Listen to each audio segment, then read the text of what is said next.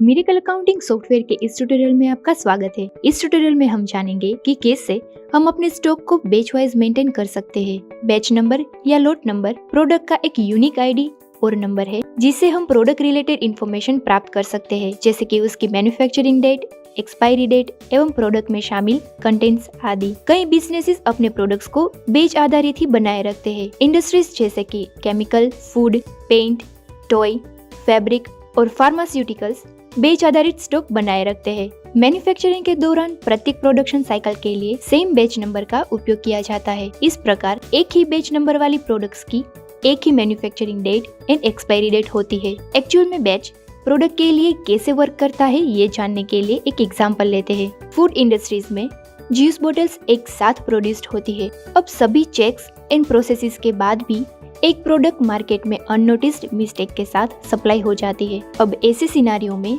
ये प्रोडक्ट को मार्केट से वापस खींचना पड़ता है। यहाँ प्रोडक्ट को दिए हुए बैच से मालूम होता है कि किस बैच की प्रोडक्ट स्पॉइल्ड है और उसके आधार पर मैन्युफैक्चरर इस प्रोडक्ट के बैच का सभी स्टॉक वापस ले लेता है। तो बैच प्रोडक्ट के लिए ऐसे वर्क करता है। तो मिरेकल में बैच वाइज स्टॉक को मेंटेन रखने के लिए कंपनी सेटअप में जाकर एडवांस सेटअप कैटेगरी में batch wise stock required option पर डबल क्लिक करके सेटअप को एक्टिवेट करेंगे। इनेबल करते ही बैच रिलेटेड 3 नए सेटअप्स दिखाई देंगे जो हम एक एक करके बाद में देखेंगे। फिलहाल एस्केप प्रेस करके इस सेटअप को सेव करें।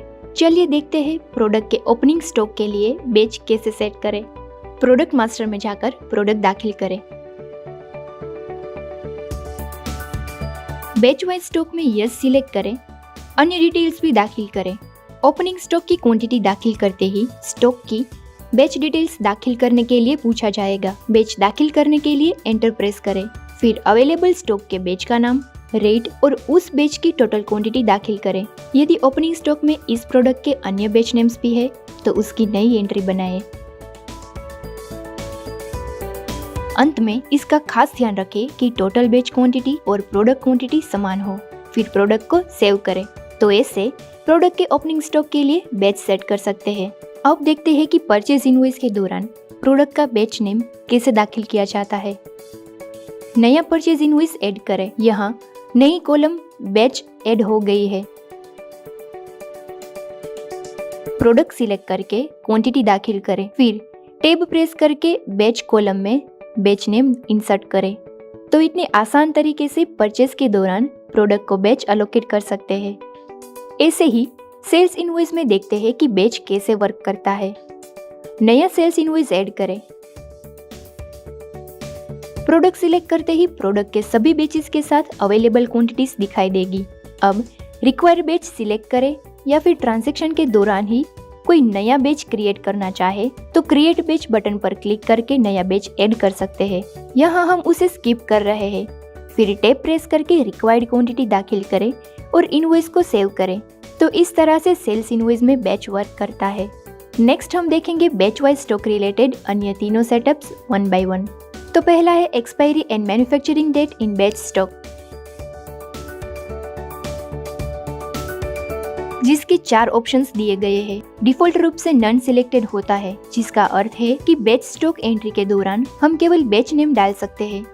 यदि हम यहाँ बोथ सिलेक्ट करते हैं तो बैच स्टॉक एंट्री के दौरान मैन्युफैक्चरिंग और एक्सपायरी डेट दोनों पूछी जाएगी और इसके साथ ही डेट टाइप भी सिलेक्ट कर सकते हैं कि हमें केवल मंथ और ईयर दाखिल करना है कि पूरी डेट। यदि हम मैन्युफैक्चरिंग डेट सिलेक्ट करते हैं तो बैच स्टॉक एंट्री के दौरान केवल मैन्युफैक्चरिंग डेट ही पूछी जाएगी और इसके लिए भी डेट टाइप सिलेक्ट कर सकते हैं। और यदि हम एक्सपायरी डेट सिलेक्ट करते हैं तो बैच स्टॉक एंट्री के दौरान एक्सपायरी डेट पूछी जाएगी। हम एक्सपायरी डेट के लिए भी डेट टाइप सिलेक्ट कर सकते हैं। हम इस expiry and manufacturing date setup का एक एग्जांपल देखते हैं, जहां expiry and manufacturing date in batch stock option में बोथ और डेट टाइप में मंथ ईयर सिलेक्ट किया है। एक परचेज इनवॉइस जनरेट करें।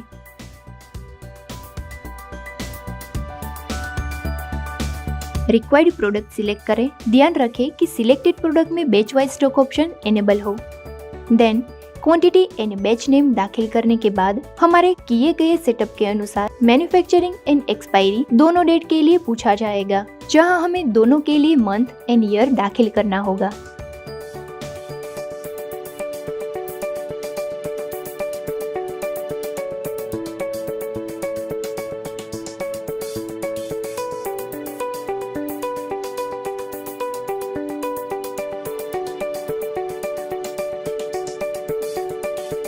देन टैब प्रेस करके विंडो से बाहर निकलकर इनवॉइस को सेव करें। तो ये था हमारा पहला सेटअप। बैच वाइज स्टॉक का रिपोर्ट हम स्टॉक रिपोर्ट में बैच और लोकेशन ऑप्शन में जाकर देख सकते हैं, जहां प्रोडक्ट्स एंड रिलेटेड सभी बेचेस दिखाई देंगे। बैच वाइज सेटअप का दूसरा सेटअप है नेगेटिव बैच स्टॉक। यदि हम चाहते हैं कि हमारे पास एक्चुअल में स्टॉक अवेलेबल ना होने पर भी प्रोडक्ट को सेल करते समय सेल्स वाउचर में नेगेटिव स्टॉक अलाउ करना है, तो यहाँ यस सिलेक्ट करेंगे, और यदि नेगेटिव स्टॉक अलाउ नहीं करना है तो नो सिलेक्ट करेंगे। अब नेगेटिव स्टॉक नहीं चाहते हैं इसलिए नो सिलेक्ट किया है। चलिए सेल्स इनवॉइस में इस सेटअप की इफेक्ट देखते हैं। एक सेल्स इनवॉइस जनरेट करें।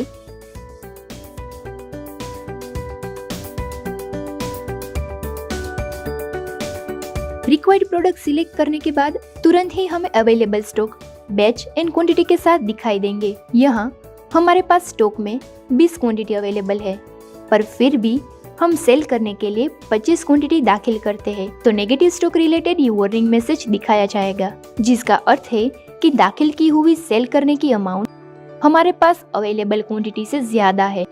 और यदि हम नेगेटिव स्टॉक का ये वार्निंग मैसेज नहीं चाहते हैं और नेगेटिव स्टॉक अलाउ करना चाहते हैं तो सेटअप में यस सिलेक्ट करना होगा। तो ये था नेगेटिव स्टॉक का सेटअप। अब प्रोडक्ट के सभी बैच के साथ इनवॉइस की प्रिंट निकालने के लिए इनवॉइस सिलेक्ट करके वाउचर प्रिंट बटन पर क्लिक करें, फिर रिक्वायर्ड फॉर्मेट सिलेक्ट करके ओके प्रेस करें।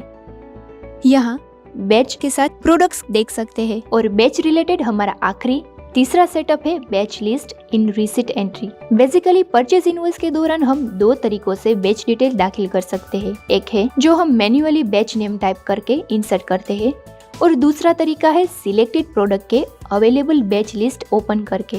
तो यदि हम प्रोडक्ट के पहले दाखिल किए हुए सभी बैच का लिस्ट देखना चाहते हैं तो यहाँ यस सिलेक्ट करेंगे। तो चलिए रिसीट एंट्री में इस सेटअप की इफेक्ट देखते हैं। नया परचेज इनवॉइस दाखिल करें,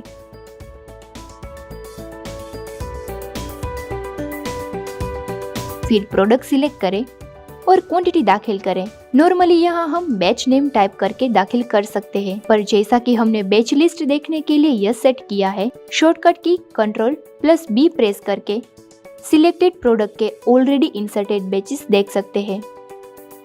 अब यहाँ से भी हम प्रोडक्ट के लिए बैच सिलेक्ट कर सकते हैं।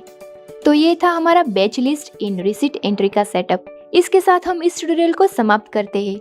अगर ये वीडियो आपको पसंद आया हो तो आप लाइक, शेयर और सब्सक्राइब जरूर करें। Thank you for watching.